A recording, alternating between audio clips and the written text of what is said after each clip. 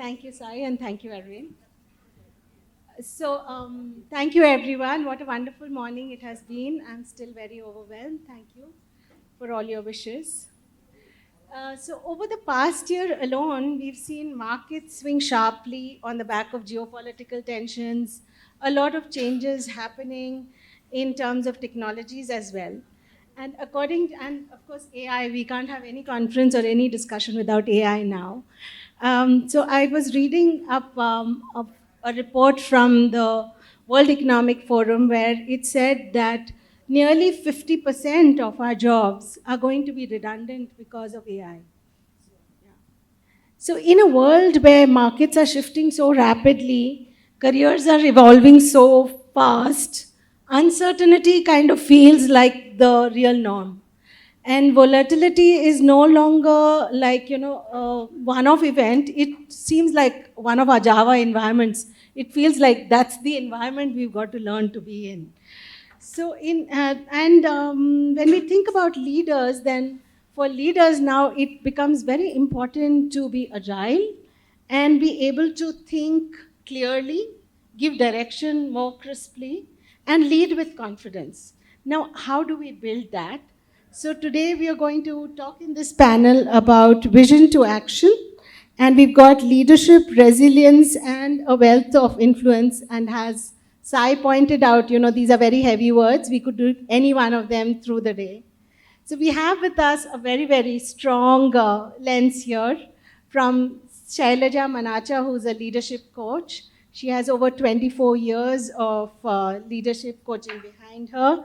She combines psychology, ontology, NLP, and there were so many other qualifications. And she also builds in spiritual frameworks. And we're a constant supporter of IWN, and we've heard from her on multiple such important issues. So thank you so much, Sai, for bringing in your lens. If you've not seen, she's written a book called Step Up, and you must, as a woman leader, you must pick it up. And then we have one of our strongest allies with us, Arvind, and he brings in the wealth perspective. He's a wealth advisor. He's built Singularis. He's also been one of our sponsors. Thank you so much. And what I've always liked about you is the principle of simplicity that you live by, both you and Sophia. Through the years, we've been seeing and observing that. Arvind has been an integral part of YI. He's been the past chair at YI, and he's been with us for several years now. And he's been a constant learner. Recently, both husband and wife have finished a program at the University of Oxford. He's also a serial entrepreneur, can I call you? Yeah, running multiple businesses at various stages of their growth. So thank you so much, Arvind. And so let's begin here with these powerful lenses that you bring in. And Sai, I wanted to start with you. Many leaders have strong capability, yet we see a lot of invisible barriers. So in your experience, what are the most common barriers that one needs to deal with? Thanks for that, Anu. So just to give some context, I work with both men and women with a bigger leaning towards women leaders. So when you talk about internal barriers, there are really several, but I'd love to talk about three that I find are the most prevalent. The first one that I want to point out is perfectionism. Yeah, I will take on something when the team is absolutely right. Yeah, or this scenario or some other scenario is not yet in its best place, so it may not be the best time for me to bring up my idea or to lead in this scenario. So this constant waiting for the right time, for the right group, for the right moment in the ecosystem, I find can really get in the way, because I think that's a great barrier, because any time is actually a good time. Yeah, and this waiting for the perfect moment, I find is a lot of waste. The second barrier, especially I want to speak about it because it's very relevant to women, is allowing our inner critique to grow too big in our head. You agree that Is there anybody here where the inner critique conversation hasn't stopped you? I'd love to see a raise of hands. Yeah, and so typical. And my own hand won't go up easily too, because I really find that that's a piece that really holds us back. Yeah, the inner critique voice, which is telling us, oh, you need one more degree. Maybe you can, study a little more, or you need to have at least a few more years of mentoring so that you are fully ready. So all of these not good enough conversations in our head, I find, is a huge barrier, because it's not as though we're lacking in competence at all, Anu. Yeah, and in my work, I'm working with such talented leaders, and still we see the inner critique conversation so big and so loud. So I think that's the second barrier. And the third one that I would say is not sharpening one's axe, which is not working on oneself. So my work takes me to work with very, very functionally very, very competent leaders. And yet, sometimes I see a resting back into complacency, a resting back into saying, I've been there, I've done that. But I really think we no longer live in a world where we can rest back and say, I've been there and done that. So I really think sharpening one's axe, constantly working on oneself, walking to the edge of your learning constantly, however senior you are, however many laurels you have, I think that's another barrier. Yeah, just leaning into complacency. So I think the third barrier I would say is learning to really sharpen your edge and be at the cutting edge of your game. Thanks, Sai. So, three wonderful barriers that we all need to think about. Self-doubt was the first one, waiting for the perfect setup, perfection, self-doubt, and sharpening your saw so that you're at the cutting edge. All three very, very important tools we need in our toolkit, or we often keep waiting for the perfect scene. But for somebody who works in the markets, we know that there is no perfect market, and we keep dealing with uncertainty and fluctuations all the time. So, and you, Arvind, operate in the face of it and are always on the edge. So how do you deal with, and beyond reactions, does resilience have a role to play? And how can, is there a discipline, is there compounding? How does all of it fit in when you look at it through the market lens? Excellent. I think it's been almost going to be 2 decades in investment world, and there will be not a single day is the same in our business, basically, because there's so many external factors goes beyond what we can manage. I just want to give start with one real life example. In 1950s, one of the poorest countries on the planet is South Korea. Right? Now we cannot think like that. Today you have LG, Samsung, or Hyundai. You name the brand, at least you will have use 1 or 2 brands of theirs. Including my wife's favorite program is the K series, K-drama, right? So from there, one of the poorest country on the planet to where they are. And I also want to bring it to very important event also happened post the Korean War, where everything was destroyed. And one of the ways they started rebuilding is that they started collecting gold. There was a gold collection scheme. There, even a woman who had an engagement ring, they gave the ring for the country. But now I think of, sometimes when such things I read, I think of my mother. I said, if country asked gold from her, she said, Mera jaan le lo, kuch sona nahi. And so that's right. So what I'm trying to say is that to build a wealth, it is, and building a resilience, the true wealth is the resilience, right? But resilience cannot happen in isolation. You have to live through a toughest period to become resilient. So you can read 10, 100 books about resilience, but internally we will not become resilient. So most of you married, your mother-in-laws have made you a lot more resilient than before, right? So if you have a very tough boss in the office, they make you resilient. So the whole thing is that when you have such tough circumstances, scenarios, now how we look at that scenario is what is very critical. So same thing applies to us in markets. All the time, there is different challenge to deal. But if you look back, every challenge has made the country or the people or the investor more and more resilient. We sometimes, COVID is not very far away, just 4 5 years. And I don't think in my lifetime or maybe in any of our lifetime, we'll see a crisis like COVID, because we all came together and then we built that support system. That is why we could navigate that. So when we see collaborating for resilience, it's not about very very big collaborations. So in our job day to day, we collaborate with our clients and tell them, see, look, these are the tough times, no doubt. Everybody is playing the role, but your retirement is 10 years from now. You have a goal which you wanted to save, that is 5 years from now. So right now you hold on to yourself, and then these too shall pass, and then we will emerge as stronger. So that perspective is very critical to ensure that we build resilience. It, not because of one event it happens. If you look across, just quickly one more thing. We just once in one of our co-working space, one of the mates just had a conversation with my wife. Then we just got to know, in single night, she lost her mother, son, and brother because of snake bite. Okay. And then we asked her, how do you cope yourself? He said, I keep myself so busy, I don't get time to think about it. Right? So the true wealth today is resilience, but it is all over the place. It's how we look at and interact. Most importantly, have built that network. And in us, we partner with our clients.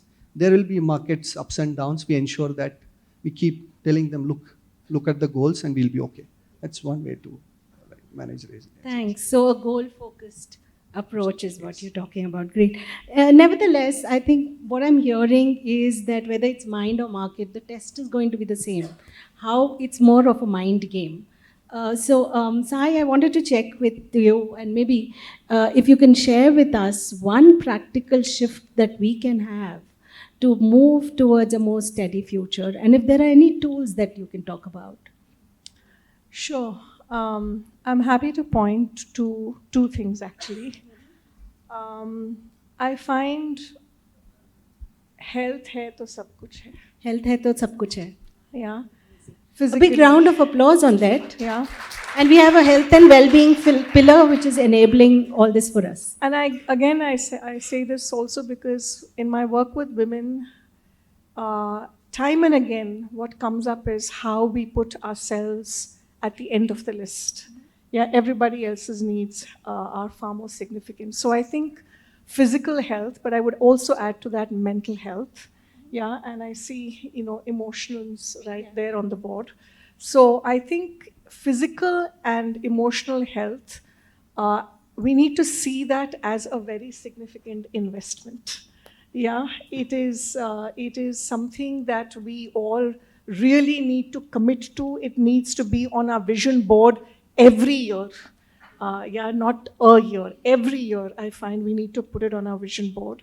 So I think that is one, because that's a very, very fundamental pillar of resilience. And the second one I say is build your care network, right? All of us need, like a board of directors, yeah, or a care network. And there are several people that need to belong in that care network. There needs to be a few mentors. There needs to be a coach. We need to have a tribe, like I think IWN is a tribe, a place where we can just put out a question and we know that we will get 5 solid responses that are valuable for us.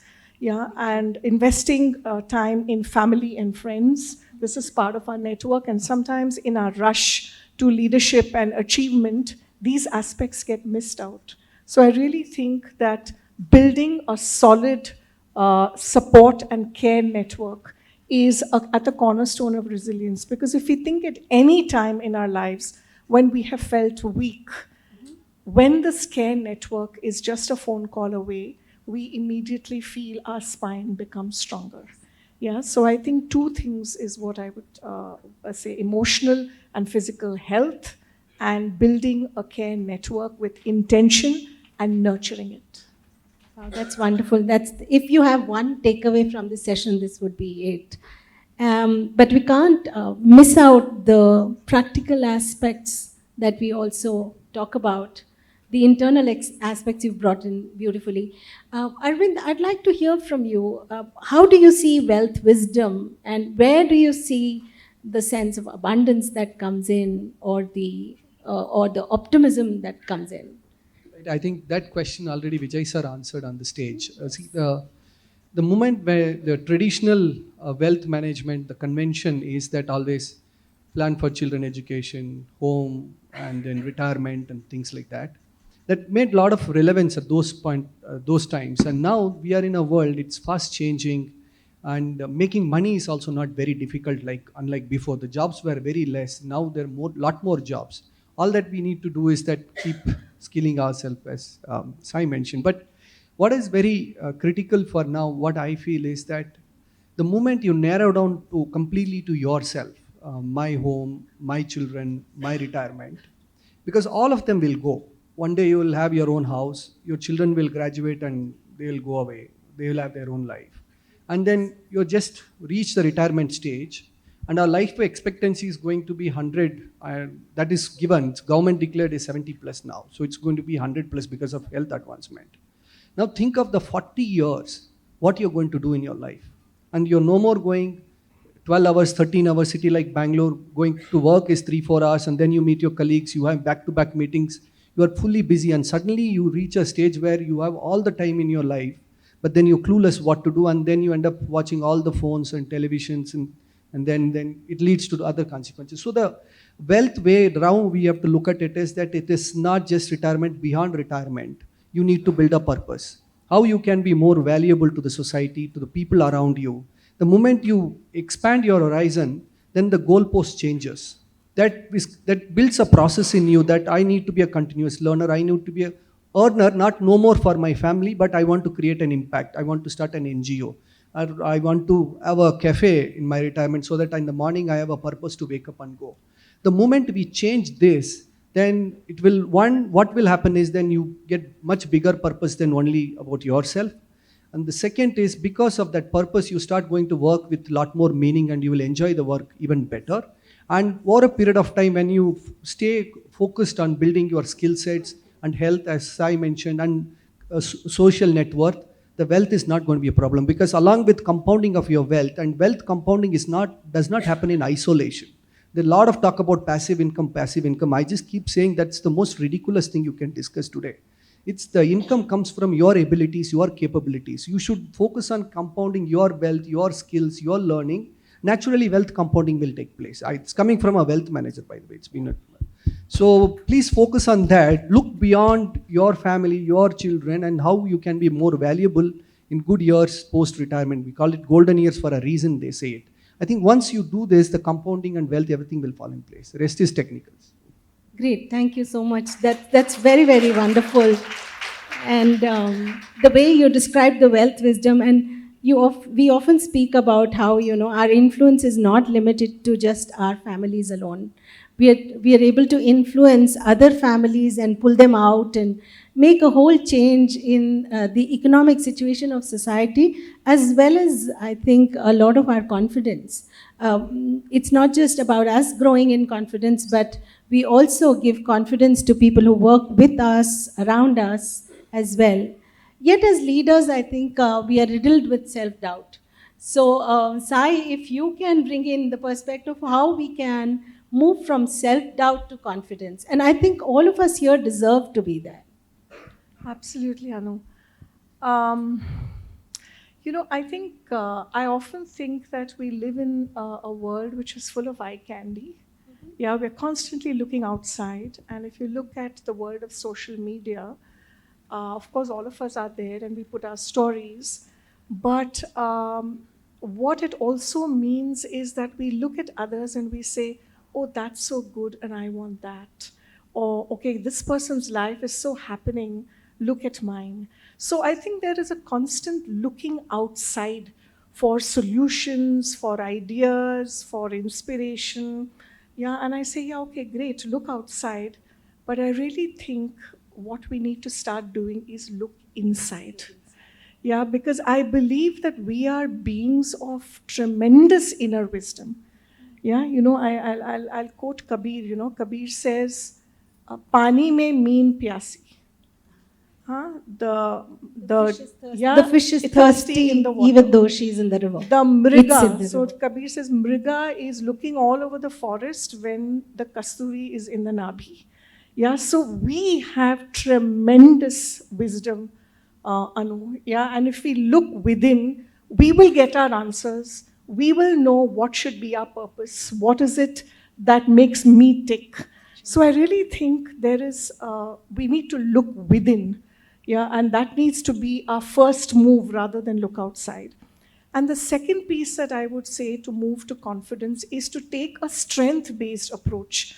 Each of you who are sitting here are very good and you have a special sauce of something. Every person sitting here.